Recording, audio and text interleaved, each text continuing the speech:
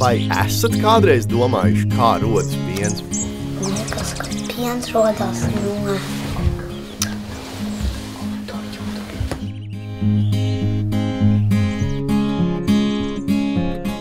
veikalā. Pienu var iegūt no govis. Piens rodās no govīm. Jā, no viņas apakšas. Lai uzzinātu, kā patiesi rodas piens, dodieties uz piena muzeju.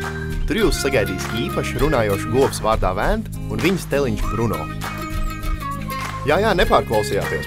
Piena muzejā viesus sagaida īpaši runājošu govs, kādu citur Eiropā nesastapsiet. Runājošā Venta ikvienam interesantam aizraujošā stāstā ļaus izsekot piena ceļam no tā rašanās brīža līdz pasniegšanai uz mūsu galdu.